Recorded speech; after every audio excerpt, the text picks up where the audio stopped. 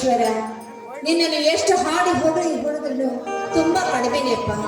ಯಾಕಂದ್ರೆ ಈ ಮನೆಯ ಘನತೆ ಗೌರವ ದಿನನಿತ್ಯ ಹಾಲು ನೊರೆಯಂತೆ ಉಕ್ಕುತ್ತಾನೇ ಇದೆ.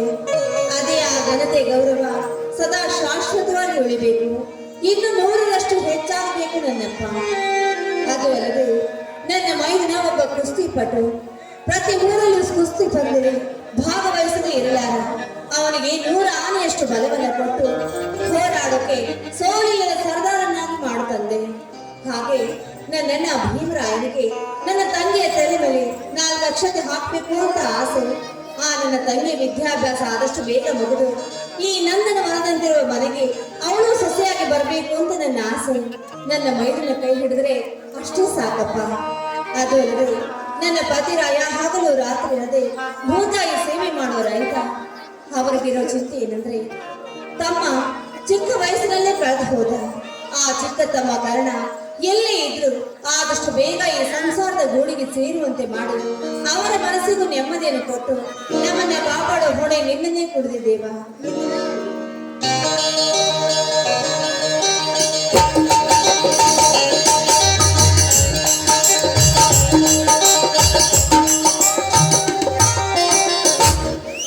ಸೌಭಾಗ್ಯ, ಸೌಭಾಗ್ಯ, ನೋಡಿ ನಮ್ಮ ಮನೆಯಲ್ಲಿ ಅತಿಥಿ ಯಾರು ಬಂದಿದ್ದಾರೆಂದು.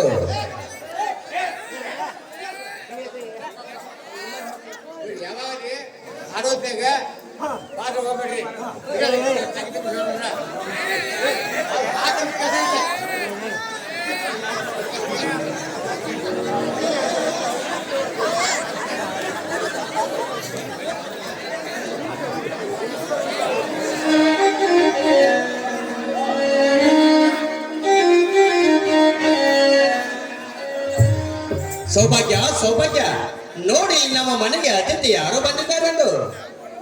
ಅಯ್ಯೋ, ಏನ್ರಿದು ಕುರಿಮರಿ ಎಷ್ಟೊಂದು ಮುದ್ದಾಗಿದೆ ಅಲ್ರಿ ಪಾಪ. ಯಾಕ್ರಿ ಕುರಿ ಹಿಂಡಿನಿಂದ ಅದನ್ನ ಯಾಕ್ರಿ ಇಲ್ಲಿ ಕರ್ಕೊಂಡು ಬಂದ್ರಿ? ನೋಡಿ ಎಷ್ಟು ಹುಚ್ಚಿ, ನಿನಗೆ ಮರು ಜಾಸ್ತಿ ಅಲ್ಲಲೇ ಸೌಭಾಗ್ಯ. ನೀನೇ ಹೇಳಲಿಲ್ಲವೇ ನಮ್ಮ ಮನೆಯಲ್ಲಿ ಮಹಾಲಕ್ಷ್ಮಿ ಪೂಜೆ ಇದೆ ಅಂತ? ಅದಕ್ಕೆ ನಮ್ಮ ಮನೆತನದ ಭಾಗ್ಯಲಕ್ಷ್ಮಿ ಕರ್ಕೊಂಡು ಬಂದೀನಿ. ಎತ್ತುಗಳು ರೈತನ ಜೀವಾಳು, ಸಕಲ ಪ್ರಾಣಿಗಳು ರೈತನ ಬೆನ್ನೆಲುಬಾಗಿರುವಾಗ ಈ ನಮ್ಮ ಮನೆತನದ ಜೀವಂತ ದೇವರನ್ನು ಕರ್ಕೊಂಡು ಬಂದೀನಿ, ಪೂಜೆ ಮಾಡು. ಮೆಚ್ಚಿದೆ ಸ್ವಾಮಿ, ಮೆಚ್ಚಿದೆ. ಈ ನೀವು ಭಕ್ತಿ ಭಾವನೆಗೆ ನಾನು ಮೆಚ್ಚಿಕೊಂಡೆ ಏನ್ರಿ. 84 ಕೋಟಿ ಜೀವರಾಶಿಗಳಲ್ಲಿ ಮುಖ್ಯವಾಗಿ ಎಲ್ಲರಿಗೂ ಇಷ್ಟವಾಗೋ ಪ್ರಾಣಿ ಅಂದ್ರೆ ಈ ಕುರಿಮರಿ. ಇದು ರೈತರ ಮನೆಗೆ ಮಹಾಲಕ್ಷ್ಮಿ ಇದ್ದ ಹಾಗೆ. ಅದು ನಾನು ಪೂಜೆ ಮಾಡೋ ಸಮಯಕ್ಕೆ ಕರೆದುಕೊಂಡು ಬಂದಿದ್ರ ಒಳ್ಳೆ ಕೆಲಸ ಮಾಡಿದ್ರಿ. ಬನ್ನಿ, ಅದನ್ನ ಪೂಜೆ ಮಾಡ್ತೀನಿ.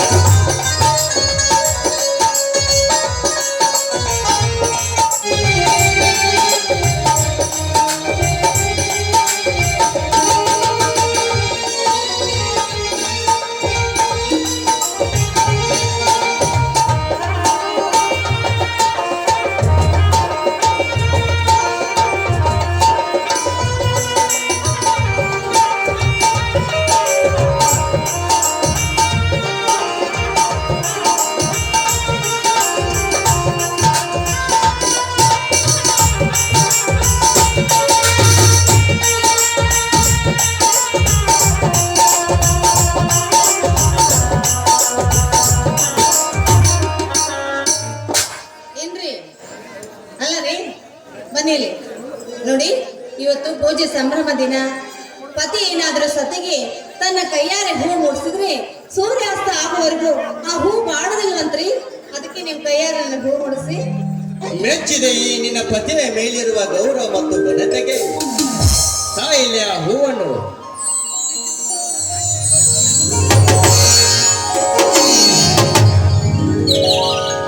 ಸೌಭಾಗ್ಯ, ನೀನು ದಿನಾಲೂ ಈ ರೈತನ ದೇವರಿಗೆ ಪೂಜೆ ಪುನಸ್ಕಾರ ಮಾಡುವೆಯಲ್ಲ.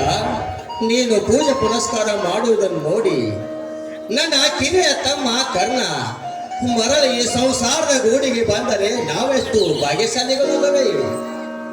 ನೋಡಿ, ಅದಕ್ಕೆ ನೀವು ಚಿಂತೆ ಮಾಡಬೇಡಿ, ನನಗೆ ನಂಬಿಕೆ ಇದೆ. ಅಷ್ಟೇ ಅಲ್ಲ ರೀ, ಸದಾ ಪ್ರೀತಿ, ನಂಬಿಕೆ, ವಿಶ್ವಾಸದಿಂದ ಇರೋರು ನೀವು. ಆ ದೇವರ ಮೇಲಿರುವ ಭಕ್ತಿ, ರೈತರ ಮೇಲಿರುವ ಮಮಕಾರ, ಈ ಪ್ರಕೃತಿ ಮಾತೆಯಲ್ಲಿರೋ ಭರವಸೆ, ಸದಾ ನ್ಯಾಯ, ನೀತಿ, ನಿಷ್ಠೆ, ಧರ್ಮದಿಂದ ನಡೆಯೋ ಈ ನಿಮ್ಮ ಸ್ವಧೈರ್ಯ, ಇದನ್ನೆಲ್ಲ ಕಂಡು ಆ ಮಾರುತೇಶ್ವರ ಒಂದಲ್ಲ ಒಂದಿನ ಕಣ್ ತೆರೀತಾನ ರೀ. ಕಳೆದು ಹೋದ ಆ ನಿಮ್ಮ ತಮ್ಮ ಖಂಡಿತವಾಗ ಬಂದು ಈ ಮನೆಗೆ ಸೇರ್ತಾನೆ, ಆ ನಂಬಿಕೆ ನನಗಿದೆ. ಸೌಭಾಗ್ಯ, ನೀನು ನನ್ನ ಮನೆಗೆ ಹೆಂಡತಿಗೆ ಬಂದು ನನ್ನ ಮನೆತನವನ್ನೇ ಬೆಳಗಿಸಿದೀಯಾ. ಇದನ್ನ ಹಿರಿಯ ತಮ್ಮ ಕ್ರಾಂತಿ ಎಲ್ಲಿ? ನೋಡ್ರಿ, ಇದಷ್ಟೇ ಅಲ್ಲ ರೀ, ಹೆಣ್ಣಾಗಿ ಹುಟ್ಟಿದ ಮೇಲೆ ಹುಟ್ಟಿದ ಮನೆ ಶಾಶ್ವತವಲ್ಲ, ಕೊಟ್ಟ ಮನೆಯೇ ಶಾಶ್ವತ. ಗಂಡನ ಮನೆಗೆ ಹೋದ ಹೆಣ್ಣು ಆ ಮನೆಯ ಕೀರ್ತಿ ತರಬೇಕಾದ್ದು ಪ್ರತಿಯೊಬ್ಬ ಭಾರತ ನಾರಿಯ ಆದ್ಯ ಧರ್ಮವಾಗಿದ್ದೀರಿ. ಅದಕ್ಕೆ ನಾನೇನೇ ಮಾಡೋದಿದ್ರು ಅದು ನನ್ನ ಕರ್ತವ್ಯ ಅಂತ ತಿಳಿದು ಮಾಡ್ತೀನಿ. ನಿಮ್ಮ ತಮ್ಮನ ಬಗ್ಗೆ ಕೇಳಿದ್ರಲ್ಲ, ಅವನಲ್ಲಿ ಮನೆಗೆ ಇರ್ತಾನೆ. ಇವತ್ತು ರಾಖಿ ಹಬ್ಬ, ಅದಕ್ಕೆ ನನ್ನ ಭೀಮರಾಯನ ಕರೆದುಕೊಂಡು ಬರ್ತೀನಿ ಅಂತ ಹೋಗಿದ್ದಾನ್ರಿ. ಎಷ್ಟು ಮಾಡಿದ್ರು ನೀನು ಕಲಿತವಳು, ನನಗಿಂತ ಬುದ್ಧಿವುಳ್ಳವಳು. ಇರಲಿ, ನನ್ನ ತ್ರಾಮ ಕ್ರಾಂತಿ ಎಲ್ಲಿ? ಅದು ಹೇಳಿದ್ನಲ್ರಿ, ಇವತ್ತು ರಕ್ಷಾ ಬಂಧನ, ನನ್ನ ಅಣ್ಣನ ಕರ್ಕೊಂಡ್ ಬರ್ತೀನಿ ಅಂತ ಹೋಗಿದ್ದಾನೆ. ಇಷ್ಟೊತ್ತಾದ್ರೂ ಇನ್ನೂ ಬಂದೇ ಇಲ್ಲ ನೋಡಿ. ಓಹೋ, ಹಾಗಾದ್ರೆ ಮನೆಯಲ್ಲಿ ಯಾರು ಇಲ್ಲ ಅಂದ ಮೇಲೆ ನನ್ನ ಕುರುಬನ ರಾಣಿ ಚಂದ್ರ ಚಕೋರಿಯಾದ ನಿನ್ನ ಮನಸ್ಸಿನಿಂದ ಒಂದು ಕಂಡರಿಂದ ಮಧುರವಾದ ಗೀತೆ ಹಾಡುವಾರೇ ನನ್ನ ರಾಣಿ ಮಹಾರಾಣಿ. ಹೋಗ್ರಿ, ನಿಮ್ಗೆ ಗೊತ್ತು ಇಲ್ವಾ? ಪತಿಯಾತೆ ಮೀರೋದಂತೆ ನನಗಾಗಿ ನಿನಗಾಗಿ ಕೊನೆವರೆಗೂ ಬದುಕಬೇಕು. ನನ್ನೊಲವೇ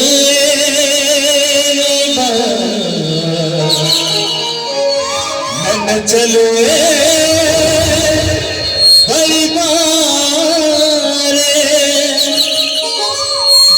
ಬಂದು ಸಿಹಿ ಮುತ್ತು ನೀರು, ಸಿಹಿ ಮುತ್ತಿನ ಕೈಗೆ ನಿವಾರ ನನ್ನ ಸನಿಹಕ್ಕೆ.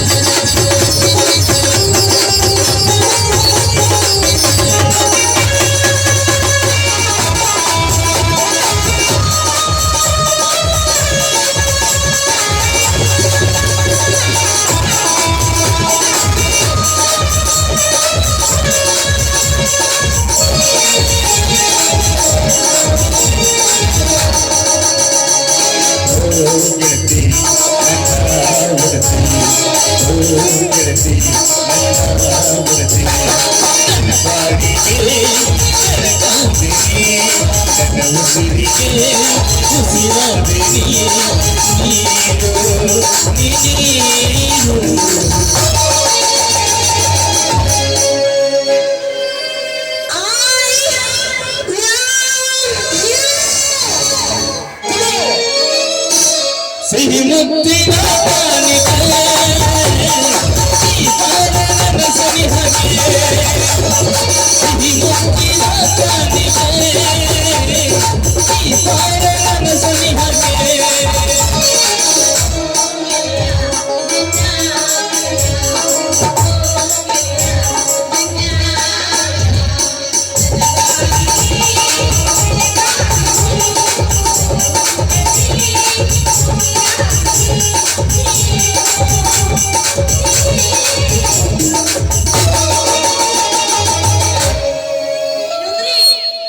ಏನ್ರಿ ಹೇಳ್ರಿ. ಬೇಕಂದ್ರಲ್ಲ ಮುತ್ತು ಮುತ್ತ, ಅಯ್ಯೋ, ನಾಚಿಕೆ ಆಗತ್ತಲ್ಲ.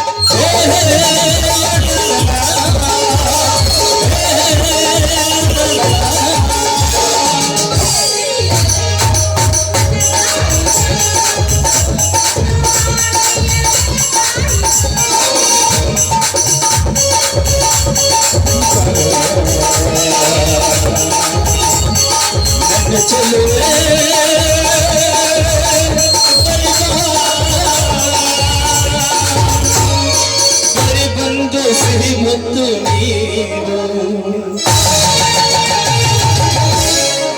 ರಾಣಿ ಓ ರಾಣಿ ಏನು ರಾಜ?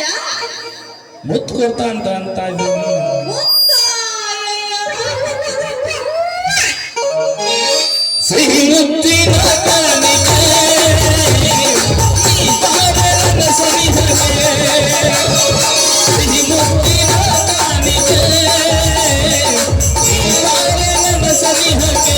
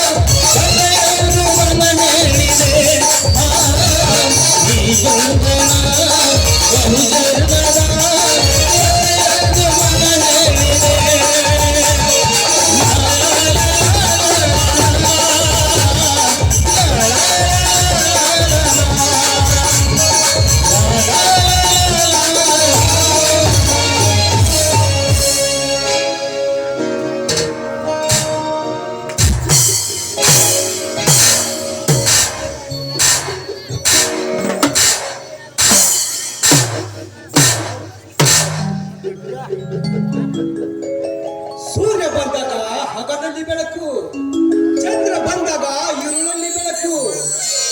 ದೇವಲೋಕದಂತಿರುವ ಈ ನಮ್ಮ ಅರಮನೆಯಲ್ಲಿ ಅಣ್ಣ ಅತ್ತಿಗೆಯರು ಇರುವಾಗ ಹಗಲಿರಲು ಬೆಳಕು. ಅಣ್ಣ ಅತ್ತಿಗೆಮ್ಮ, ನಿಮ್ಮಿಬ್ಬರ ನೃತ್ಯವನ್ನು ಕಣ್ತುಂಬ ನೋಡಿ ನನ್ನ ಎರಡು ಕಣ್ಣುಗಳು ಪಾವನವಾದವು. ಹೋಗಪ್ಪ, ಏನ್ ನಿನ್ ತಮಾಷೆ? ಇದ್ರಲ್ಲಿ ನನ್ ತಪ್ಪ ಏನೂ ಇಲ್ಲ. ಆಗೋ ಅಲ್ಲಿ ಇದ್ದರು ನಿಮ್ಮಣ್ಣ, ಅವ್ರ ಚಪ್ಪಲತ್ತನೇ ಇದು, ಅವ್ರಲ್ಲಿ ಕೇಳೇನು. ಚಪಲತೆಯನ್ನು ಹೌದು, ಆದರೆ ನಿಮ್ಮ ಅತ್ತೆಗೆ ಹಾಡನ್ನು ಕೇಳಿ ಬಹಳ ದಿನಗಳಾಗಿದ್ದವು. ಅದೇ ಹಾಡಿನ ಗೋಂಗಿನಲ್ಲಿ ಎರಡು ತಪ್ಪು ಹಾಕಿದ್ದೆವು ಅಷ್ಟೇ. ತಮ್ಮ, ನಮ್ಮಿಂದ ಏನಾದರೂ ತಪ್ಪಾಗಿದ್ರೆ ಕ್ಷಮಿಸಿ ಬಿಡಪ್ಪ, ಕ್ಷಮಿಸಿ ಬಿಡು. ಅಣ್ಣ, ಇದೆಂತ ಮಾತನಾಡ್ತಿ ಬೆಟ್ಟಪ್ಪ? ಪ್ರತಿಯೊಬ್ಬರ ಮನೆಯಲ್ಲಿ ನಗು ನಗುತ್ತಾ ನಲಿಯುತ್ತಾ ಸಂಸಾರ ಸಾಗಿಸಿದರೆ ಜಗಳ ಜಂಜಾಟಬಾರದು, ಆರೋಗ್ಯದಿಂದ ಬಾಳಿ ಬದುಕಬಹುದೆಂದು. 100 ಅಡಿ ಎತ್ತಿ ಖಂಡಕ್ಕೆ ಕೈ ಕಾಸಿ ಮಾಡಿ ಬದುಕಿದಾಗ ವೈದ್ಯನ ಗಡ್ಡ ಎಂದು ಸರ್ವಜ್ಞ. ಅದರಂತೆ ನಗು ನಗುತ್ತಾ ಬಾಳಿದರೆ ಮನುಷ್ಯನಿಗೆ 100 ಮಡಿಯಷ್ಟು ಹೆಚ್ಚಾಗುವುದು ಈ ನಮ್ಮ ಆರೋಗ್ಯ. ಅಣ್ಣ, ಕೇವಲ 100 ಮಡಿ ಅಷ್ಟೇ ಅಲ್ಲ, 1000 ಪಟ್ಟು ಅಂತ ಹೇಳು. ಯಾಕಂದ್ರೆ ಹೊನ್ನೂರನ್ನ ಸಂತೋಷ ನಂದನ ಮನದಂತಿರುವ ಈ ಮನೆಯಲ್ಲಿ ಸದಾ ಹಾಲಿನ ನೊರೆಯಂತೆ ಉಕ್ಕಿ ಹರಿತಿರ್ಬೇಕಾದ್ರೆ ಈ ಮನೆಗೆ ನನ್ನ ಸೊಸೆಯನ್ನಾಗಿ ಮಾಡಿಕೊಟ್ಟೆ. ನಿಜ ಹೇಳ್ಬೇಕಂದ್ರೆ ನಾನು ನಿನಗೆ ಎಷ್ಟು ಕೃತಜ್ಞತೆ ಹೇಳಿದ್ರು ಕಡಿಮೆನೆ ಅಣ್ಣ. ಅಣ್ಣ, ಆದಷ್ಟು ಬೇಗ ನನ್ನ ತಂಗಿ ವಿದ್ಯಾಭ್ಯಾಸ ಮುಗಿದ ತಕ್ಷಣನೇ ಈ ನನ್ನ ಕೃಷಿಪಟ್ಟು ನಮ್ಮ ಶ್ರೀ ಕ್ರಾಂತಿ ಇದಾರಲ್ಲ ಅವನಿಗೆ ಮದುವೆ ಮಾಡಿಕೊಟ್ಟು ಬಿಟ್ರೆ ಈ ಮನೆಗೆ ಸ್ವರ್ಗವೇ ಧರೆಗಳದಂತಾಗುತ್ತೆ. ಹೌದು ಭೀಮರಾಯ, ಚಿಕ್ಕಂದಿನಿಂದಲೇ ತಾಯಿಯನ್ನು ಕಳೆದುಕೊಂಡ ನಮಗೆ ನಮ್ಮ ಮನೆತನವನ್ನು ಬೆಳಗಿಸಿದ್ದಾಳೆ ನಿಮ್ಮ ತಂಗಿ. ಈ ಶ್ರಾವಣಿ ಒಬ್ಬಳು ನಮ್ಮ ಮನೆಗೆ ಸೊಸೆಯಾಗಿ ಬಂದರೆ ಸ್ವರ್ಗದ ಮೂರೇ ಮೂರು ಗೇನು ಉಳಿದಷ್ಟು ಸಂತೋಷವಾಗುತ್ತದೆ. ಬೆಳಕು ಬದುಕಿಗೆ ಅಭಿವೃದ್ಧಿಗೆ ಆಶಾದೀಪ, ಸಾಧನೆಗೆ ಸ್ಫೂರ್ತಿ ದೀಪ. ಅದರಂತೆ ಶ್ರಾವಣಿಯ ಶಿಕ್ಷಣ ಮುಗಿದ ತಕ್ಷಣ ಖಂಡಿತ ನಿಮ್ಮ ಆಸೆ ಈಡೇರಿಸಿರುವೆ. ಏನಂತೆಪ್ಪ ಕ್ರಾಂತಿ? ಗುರುಗಳೇ, ಇದೊಂದು ವಿಷಯದಲ್ಲಿ ನನ್ನನ್ನು ಕೆಣಕಬೇಡಿ. ನಾನು ಬಹಳಷ್ಟು ಸಲ ಅತ್ತಿಗೆ ಮುಂದೆ ಹೇಳಿದ್ದೇನೆ, ಅವಳ ವಿದ್ಯಾವಂತೆ, ನಾನು ಹಳ್ಳಿಯ ಹೊಂಬ. ಅವಳಿಗೂ ನನಗೂ ಗಜಾಂತರ ವ್ಯತ್ಯಾಸವಿದೆ. ಅಷ್ಟೇ ಅಲ್ಲದೆ ನನ್ನ ತಮ್ಮ ಕರ್ಣ ಸಿಗುವವರೆಗೂ ನಾನು ಮದುವೆ ಆಗುವುದೆಂದು ಶಪಥ ಮಾಡಿದ್ದೇನೆ. ಮೈನ ಇರ್ಲಪ್ಪ, ನಿನ್ನ ಶಪಥನ ಹೇಗೆ ಮುರಿಬೇಕು ನಮಗೂ ಚೆನ್ನಾಗಿ ಏನಣ್ಣ, ಹೌದಲ್ಲ? ಹಾ, ಅದೆಲ್ಲ ಇರ್ಲಿ. ಇವತ್ತು ನೂಲ ಹುಣ್ಣಿಮೆ ಏನ್ರಿ? ನಾನು ಹೇಳಿಲ್ವಾ ನಮ್ಮಣ್ಣ ತಪ್ಪಲ್ಲ ಬಂದೇ ಬರ್ತಾನಂತ? ಹೌದಮ್ಮ, ಪ್ರತಿಯೊಬ್ಬ ಸೋದರ ಸೋದರಿಯ ನಡುವೆ ಅತ್ಯಮೂಲ್ಯವಾದ ಬಂಧನವೆಂದರೆ ಈ ರಕ್ಷಾಬಂಧನವಮ್ಮ. ಆ ರಕ್ಷಾಬಂಧನದಿಂದ ಅಣ್ಣನ ಆಯುಷ್ಯ ಆರೋಗ್ಯದಿಂದ ಬಾಳಿ ಈ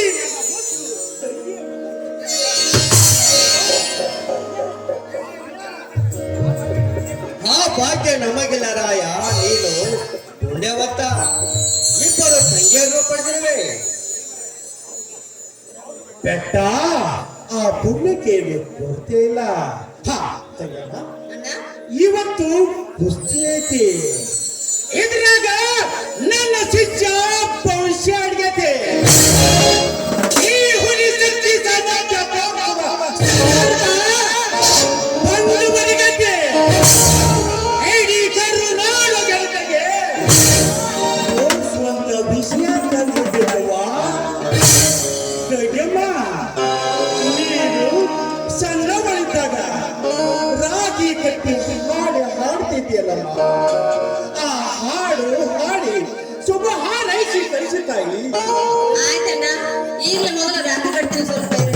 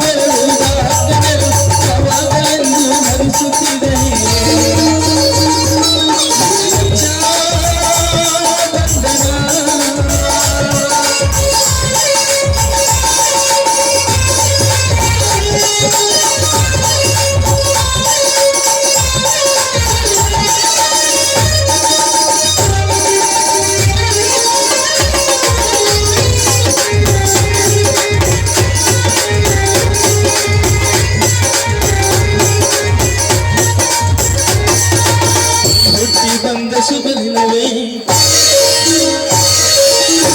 ರಾಖಿ ಹಬ್ಬ ಬಂದಿತ್ತು. ಸೋದರಗೆ ಒಂದು ಬರಬೆಂದು ಈ ರಾಖಿ ಸಾಕ್ಷಿ ಹೇಳಿತ್ತು. ತಂಗಿಯು ಹುಟ್ಟಿದ ಕ್ಷಣ ಕನ್ನಡ ಪದವಿ ಹುಟ್ಟಿತು. ತಂಗಿಯು ಹುಟ್ಟಿದ ಕ್ಷಣ ಕನ್ನಡ ಪದವಿ ಹುಟ್ಟಿತು. ಗಂಡಿಗೆ ಗೌರವದ ಕವಿ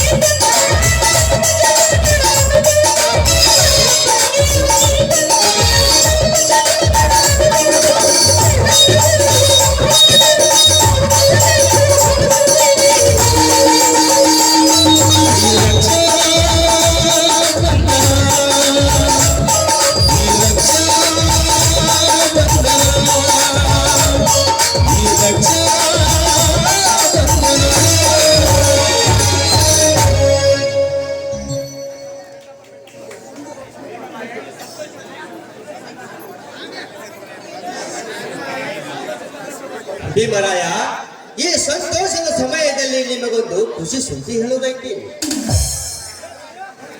ಇದೆಂತದಪ್ಪ ಇಂಥ ಸಂತೋಷಕ್ಕಿಂತ ಮಿಗಿಲಾದ ಖುಷಿ ಸುದ್ದಿ? ಸೌಭಾಗ್ಯ, ನೀನೇ ಹೇಳುತ್ತೀವೋ ಅಥವಾ ನಾನೇ ಹೇಳಲು?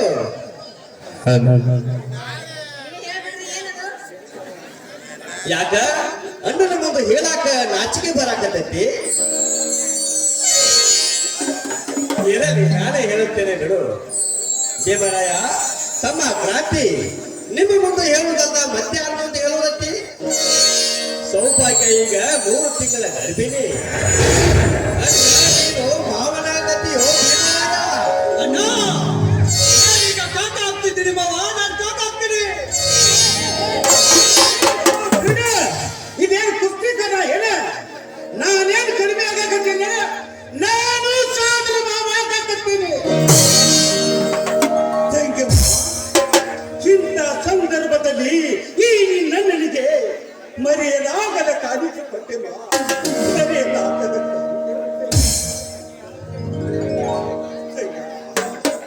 ಅಳದಿರಮ್ಮ, ಅಳದಿರು. ತವರಿನಲ್ಲಿ ತಾಯಿ ಇಲ್ಲದ ಕೊರತೆ ಬಾರದು. ನಿನ್ನ ಚೊಚ್ಚಿನ ಹೆರಿಗೆನ ನನ್ನ ಮನೆಯಾಗ ಮಾಡಿಸ್ತೀನವ್ವ. ನಿನ್ನ ಶ್ರೀಮಂತ ಕಾರ್ಯನ ನಾನು ಶ್ರೀಮಂತ ಮಾಡ್ತೀನಿ. ನನ್ನ ಮನೆಯಾಗ ಬೆಳ್ಳಿ ಉಡುತ್ತಾರ, ಹಾಲುಗಡಗ ಬಂಗಾರದ ಚೈನ, ಬೆಳ್ಳಿ ತೊಟ್ಲ ಮಾಡಿಸಿ ನನ್ನ ಅಯ್ಯನ ಬೆಳ್ಳಿ ತೊಟ್ಟಲದಾಗ ಹಾಕಿ ತೂಗ್ತೀನ ತಾಯಿ, ತೂಗ್ತೀನಿ. ಖುಷಿನ ತಾಯಿ.